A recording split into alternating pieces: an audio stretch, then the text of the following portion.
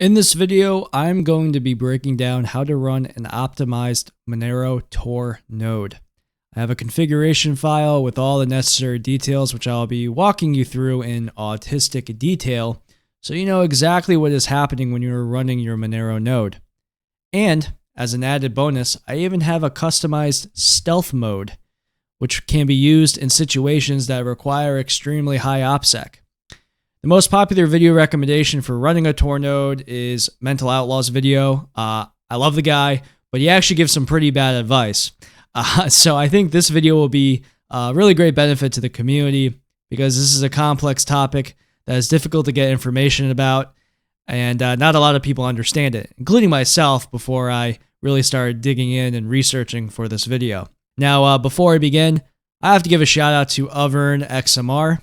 He is a Monero developer whose help made this video possible. Let's give him some air horns. Yeah, that's right. 3 air horns. That's a lot of air horns. But he really has earned it because the advice he gave me was crucial for this video getting made. So thank you, AotPO. And by the way, I will be making a separate video going over adding I2P, as well as providing some alternative options for people who don't want to run their own node or don't use Linux. So for example, if you're a mobile user and you want to use Tor still, I will have some advice about that. So keep an eye out for that video. That should be the next one I will be releasing in Attack of the Poison Outputs. So there are 2 things you have to do to get started. First, you want to download either the Monero GUI or the CLI. Either one works. What's important is that in the package that is downloaded will be the Monero. This is the Monero daemon, also known as the Monero node. So obviously we need to download the Monero node to run a node, right? So you can get it from either the GUI or the CLI, and you can find that on getmonero.org. I'm not going to walk through how to download the wallet. There's a guide on the website as well. So just do that. And in addition, we're going to need to download Tor. Now, depending on the distro that you're running, the command to download Tor will be different. So if you're running Ubuntu, it would be sudo apt install Tor, I think. Yep. So install Tor. We're not talking about the Tor browser. We're talking about the Tor service. Okay. So get that installed on your system as well. So yeah, once we have the GUI or the CLI installed, as well as the Tor service installed, we are good to get started. And so the first thing we're going to do is we're going to edit the Tor RC file. And this is essentially the config file for Tor. So we're going to type in sudo vim. Vim is the text editor I'm using. You can use another text editor. /etc/tor/torrc. Yeah, this is going to bring us to a file in our system. And what you're going to want to do is scroll down until you get to the section that has the hidden service dir and hidden service port. In Mental Outlaw's video, he recommends using port 18081. Don't do this. Port 18081 is an unrestricted RPC port. So basically, if someone has access to your node through that port, they can literally delete your blockchain. They can also do some other nasty stuff as well. You only want to do that locally. So just to explain what we're doing here so we're all on the same page, we are creating both an RPC onion link and a peer-to-peer onion link. The RPC onion link is for ourselves. This is an onion link which will allow us to connect directly to our node remotely. So if I'm out and about with my phone and I feel like sending someone Monero through Tor, I can actually connect directly to my Monero node and do that. So I'm going to show you how you can do that, and I will have a live demonstration as well. The second link, though, is just as important. This is the peer-to-peer link. And this is something that a lot of people don't do. So this is why I really want to emphasize this. But if we don't make a peer-to-peer link for people, then they can't connect to us, which obviously we don't want to do. We want to be gigachads. We want to help the network grow, right? So we want people to connect to our node just like we can connect to their nodes, right?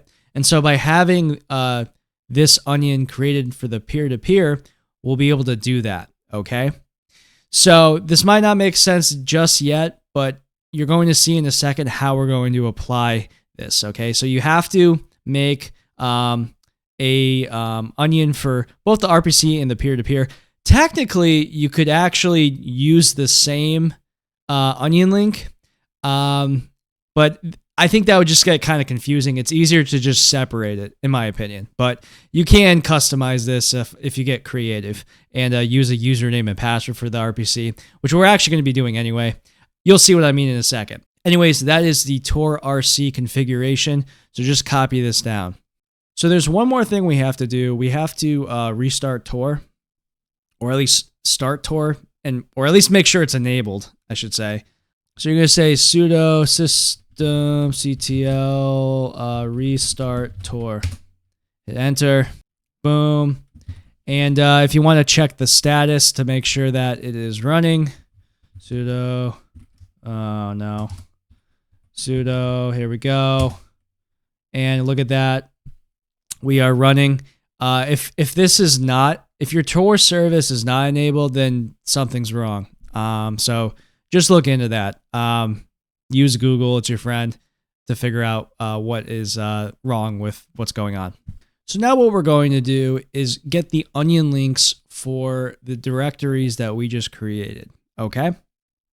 So what you're going to do is you're going to type in sudo cat /var/lib/tor/monero-p2p/hostname, okay?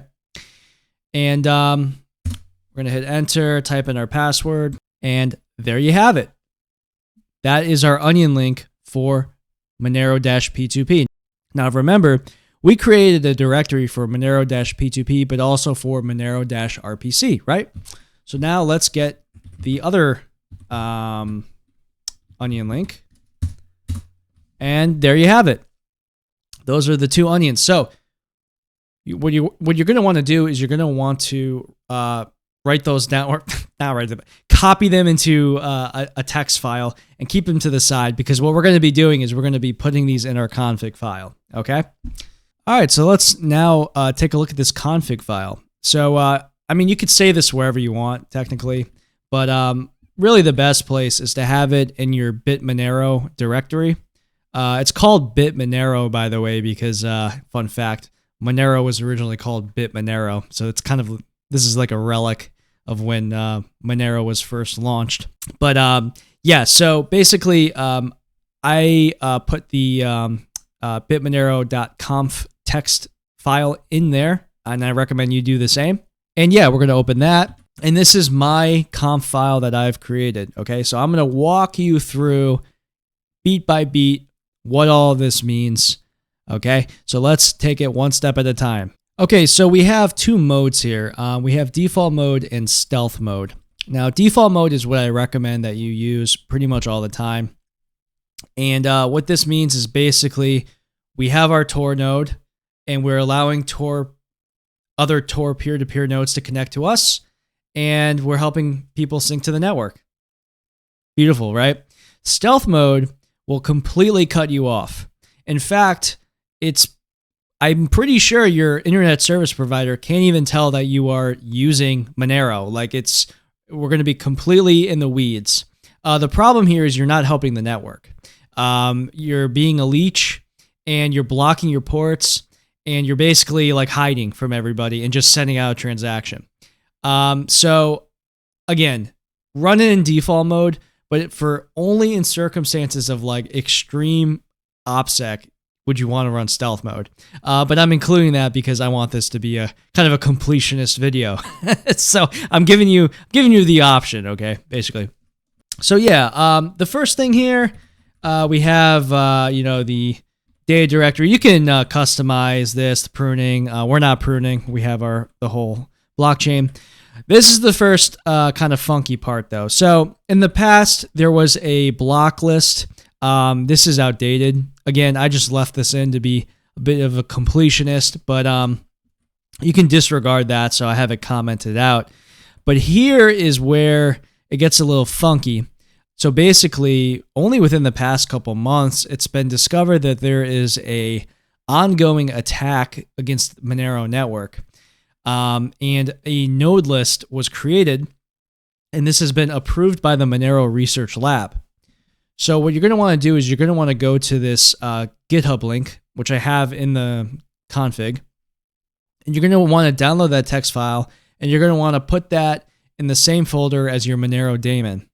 And then by having this command, it's basically saying that we're activating this ban list. And later on, when I start my Monero daemon, you'll actually see the nodes being blocked, okay? So we have a log file, and then, okay, down here is where it starts getting interesting. So this is for the peer-to-peer settings, and what we have it at default mode is at 0.0.0.0, whereas in stealth mode, it's at 127.0.0.1. Now, I hope I'm getting this right. I'm doing this off the top of my head, but basically this means we're listening on like all ports, whereas this means we're only listening on our local host. So again, default, just you should be listening to everything, okay? We also have this uncommented. This is no -IGD equals 1 to disable UPnP port mapping. I have no idea what this means. I tried to wrap my head around it, and I just said screw it. All I know is that you have to have this uncommented, okay? So uncomment that. Now here is the proxy option as well as the hide my port option. Again, we don't want to do this if we want to help the network. If you have these uncommented, then that means you're essentially hiding in the weeds, and that's not helping the network. We want to help the network, right? We want to help other people sync on the Tor network. So, you know, if you are going in stealth mode, basically all of these stealth mode options would be uncommented, and anything that says default will be commented out. So moving on, the RPC node is the same way, where we have the default mode as 0.0.0.0 and the stealth mode as 127.0.0.1. Okay. But here's where it gets a little interesting. We can create a username and password for our RPC node, which is what I did actually. So for my username, it's going to be Xenu, and the password will be MoneroChan. And later on during my demonstration, where I'm going to actually connect to my node through this onion link, I am going to use this username and password, okay? And just for the sake of keeping things organized, I also put my RPC node onion link right here. So this is what I recommend you do. Reason being is I'm just going to forget that that command I did earlier. I already forgot what it was. The cat lib var. I'm not memorizing that crap. So anyway, by just putting it in the config file, we keep it for our records. So later on we can just pull this up and say, oh yeah, what was that onion link that I can use to connect directly to it? Oh, that's what it is, right? So just keep that in mind. Now going on, yep, just keep these the way they are. ZMQ, no idea what that means, but just leave it. Now here for the peers, you know, generally for default mode, we want it at 48, but for stealth mode, you're going to knock that down to 0. So really with stealth mode, we're just minimizing as much metadata as possible. And this is really the last option you'll have to comment out if you do decide to go into stealth mode is this right here. You'll you know, comment this out and then comment this. So you know, for example, you would do this. And yeah, then you would go all the way up here and comment all these. I'm not going to show you. You guys get the idea. And then the final thing that you'll have to do, this will have to be uncommented, which I'm just going to have it automatically uncommented in the config. So just do that. But you do also have to then put down your P2P node address. And let me tell you, most people do not do this. So this is really key. You're going to want to put in your peer-to-peer address here. Remember when we had that from before? See here. I don't have it in front of me, but basically this was the onion link, not the RPC link, right? This is different than this link. This is a different onion link for port 18084, which is the peer-to-peer port, okay? So it's very important that this is uncommented with that link, and that the TX proxy Tor is also uncommented. Now, what does this mean? Well, this right here, this TX proxy, this means we are broadcasting transactions over Tor, okay? Whereas this part here, the anonymous inbound, means we are receiving peer-to-peer Tor connections, okay? So broadcasting, receiving, okay? So it's important to do both of those things because, again, we want to be gigachads, right? These will also always be uncommented with Tor, regardless if you are in default mode or stealth mode. All right, so really the only thing left to do is start our node. So I'm going to actually do that here. I have my Monero folder in my home folder, actually, and we're going to just start up the daemon. Boom. So as you can see here, it immediately blocked all of these nodes because we had the ban list. And look at that, we're on the network. So we can see here status. We now have 2 incoming, 13 outgoing connections. If I say sync info, you'll see we've got some onions down here. ClearNet up here. It's nice. And we can say print CN. And this actually tells us whether something is incoming or outgoing. So look at that. We have all of these incoming Tor nodes. So that means we're helping them sync. And we also are on the ClearNet. Now you might be wondering, well, why do we want to be on the ClearNet, right? Why do we want to help that? Well, it's one, because people use the ClearNet. So like, why not help people on the ClearNet, right? We're not going to be completely in the weeds here. When you use Tor, your internet service provider knows you're using Tor. Okay. So like, it's not a big deal that your internet service provider is saying that you're using Tor. I am going to be going into a little more detail on this. You want to always be using your Tor node, and always be running it if you can because of timing analysis. We'll get into that later on. The thing is, if let's say Tor is being denial of service attacked, you're going to also want to be on the ClearNet so you can continue syncing your node, right? This kind of just keeps the network, running as is, just syncing, right? But again, whenever we send a transaction, because of the config that we created, right? Because of this TX proxy Tor, our transactions, they're going over Tor, okay? And again, we're receiving nodes through Tor because we have this anonymous inbound. But, just because of the way this is set up, we're also listening on the ClearNet, right? And we should be because, that helps the network. So this is like the GigaChad way of running a node where we're helping everybody, okay? And we're helping both the ClearNet and the Tor, but we're only sending transactions over Tor. All right, that is what we want to do. Now, one final thing is I want to now show you guys how I can connect to my RPC onion link. Remember that? We have the two directories. Well, to help us out, my pal Robot is going to show us how to do this with our mobile device. Robot, are you ready? Beep boop, help me. I am trapped inside of an onion. Beep boop. Don't worry, buddy. We'll get you out soon. But first, you have to show the people how to connect to the RPC node. Beep boop. You input the RPC link in the box that requests it, and then change the port to 18089. Next, if you have a username and password, please input. You can also create a custom name for this device. Beep boop. And that's really it. As you can see, I am connected to the RPC onion link. And yeah, I could be, grocery shopping or whatever, and I want to send someone some Monero. Well, if my node is running, I can just connect to that and then send that Monero confidently over Tor because I'm using my Tor node. How cool is that? So now you know how to run a node and how to run a node correctly. Check the description box. I will have a link to the config file so you can just download it and plug and play.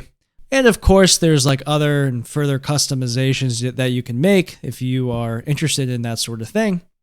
But this is essentially what you want to do. You want to make sure that you are helping the network out in as many ways as you can while also protecting yourself. If you like the content, let me tell you, I have an entire series called Attack of the Poison Outputs with tons and tons of other information about Monero. This is a groundbreaking series which goes all into Monero and really breaks down how Monero works. So if you like the content, subscribe, check those videos out, and of course, send me a donation. And hey, if you get this Tor node running, maybe you can test that Tor node out and send me a transaction through that newly run node that you got. All right? Well, thanks for watching, everybody. Hope you have a great day. And thank you for running a Tor node.